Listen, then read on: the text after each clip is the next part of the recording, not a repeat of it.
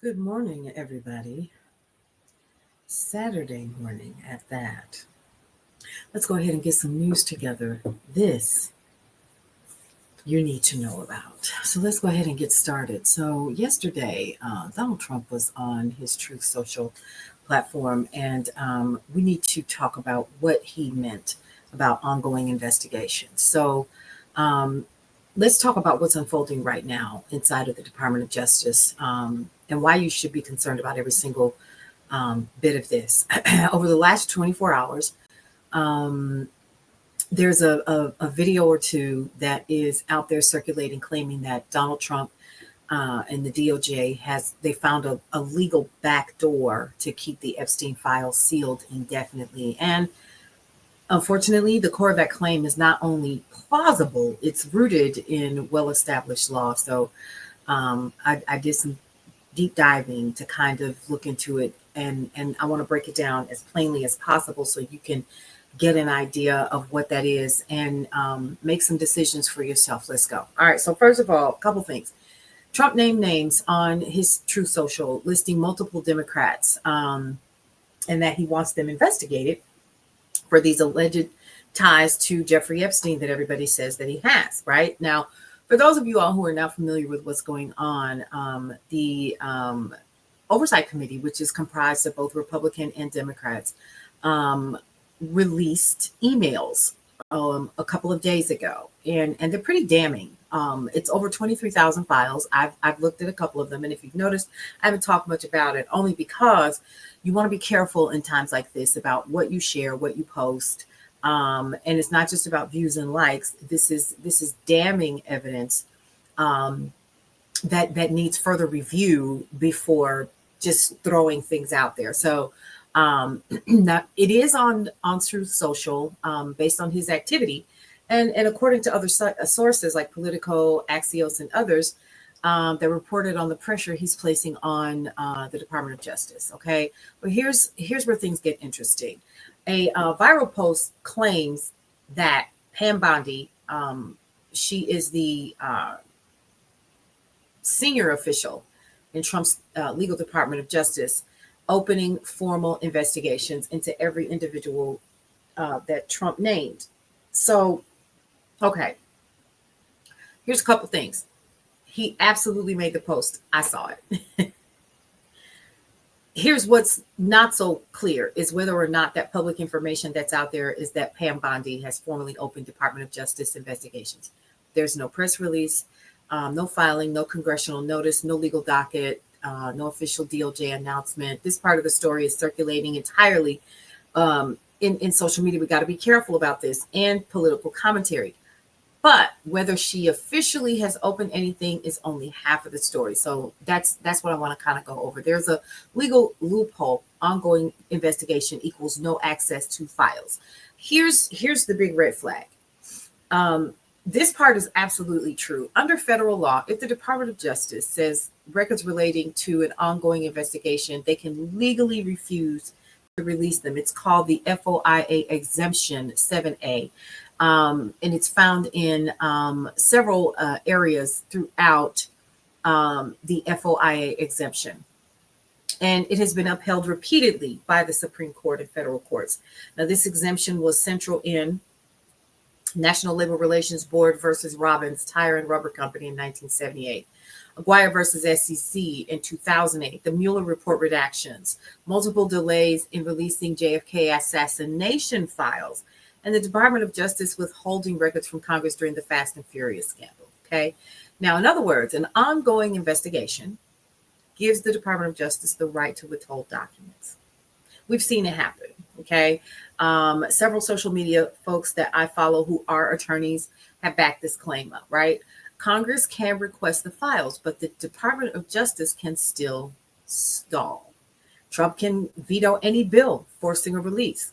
Isn't that interesting? The very thing that you are trying to stop from happening because you said you had nothing to do with it, you're still trying to stop happening, and you can veto it or not. And then it can go back over and they can override the veto. Even if Congress overrides the veto, let's talk about that. The Department of Justice can fight disclosure in court for years. This is real. This is legal. And yes, this is exactly how sensitive files have been kept out of public view for decades. All right, so let's bring that back to Epstein, shall we? Could this be a strategy? Absolutely. And here's why it matters. If Pam Bondi or anyone else in the Department of Justice opens even one case file or preliminary inquiry tied to any Democrat Trump named, anyone connected to Epstein, any piece of material that overlaps with the Epstein universe, then the Department of Justice can, completely legal, say we cannot release the Epstein files because they relate to an ongoing investigation. And they can keep that ongoing status indefinitely. There is no law requiring the Department of Justice to close any investigation by a deadline. There is no timer. There is no mechanism forcing the DOJ to declare it complete. This is not conspiracy theory. This is how federal law works. And I was looking, I was like, this can't be real. This can't be legit. Oh, it's legit. And many administrations before Trump, Republican and Democrat, have used this loophole when politically convenient. So is this checkmate? Here's the truth. If the DOJ has quietly opened these investigations, then yeah, this could block the release of Epstein's files for as long as he is in office. But here's what we don't know: whether Pam Bondi has genuinely opened these investigations and whether these investigations are substantial or symbolic. Whether Congress will push for transparency, whether courts will intervene, if Congress demands the files, there's a lot on the table and we don't have the full picture. What we do know is that the legal mechanisms the viral video describes is real, powerful, and historically effective. This moment deserves everybody's attention, not panic, not speculation, but informed awareness. So, even though I've read the emails, even though I've kind of put some of those out there, and they're all online, you can absolutely find these yourself at the Oversight Committee's website. The issue that I'm having with this is watching this play out so that we see what really happens and what this means for the American people. Outside of the absolute eye-opening experience of seeing the corruption that has been a part of American government as long as I've been able to breathe and beyond. But what you need to know and what you need to do to watch next, stay alert and watch these signals. Here's a couple that you need to know about.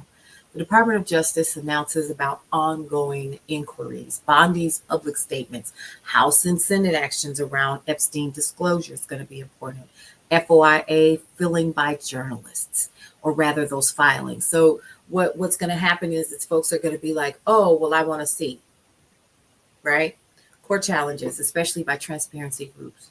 When something this big is in motion, what I need you guys to understand, the rules rarely come through official press conferences. They come through filings, delays, and legal languages. And here's the thing, what I want you guys to know is I know people that have worked with this guy in New York, and one of the things that he is notoriously known for is if you try to sue me, if you try to come against me, my attorneys, they'll come for you. And we will keep you locked up in litigation for years, so much so that you'll go broke trying to come for me. And they tried, and they lost everything.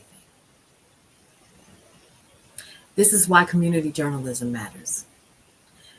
Because we want to dig deep, and we want to get you the information that you need so that you can make better decisions. This is why we come together as people in the neighborhood, because no matter what, and how loud the national circus becomes, what you deserve is the clarity and understanding about what's really happening, and not confusion, not emotion. And then you make a decision for yourself. So stay tuned, share this update so you'll know, baby, this is what they're going to call their checkmate if it becomes a thing. But for now, he's just talking. For now, we don't know if anything's been filed. We just don't know. Democracy doesn't crumble, folks, in a single moment. It hides in loopholes and technicalities and quote unquote ongoing investigations. Here's what I want you to do. Stick around head over to brownstoneworldwide.com, Cityscape Radio, get your free digital copy of Brownstone Living Magazine, and get ready because later on today, you'll get your weekend deals and coupons booklet. It's digital. You can go there, tap on those images, and save some money. In the meantime, my point is get some recipes out, do some things over the weekend that you enjoy. And here's something else. Don't sit and just scroll and worry. Go live your life this weekend. Enjoy everything that is for today, November 15th, 2025. All right, you all. We'll see you around. Enjoy your day.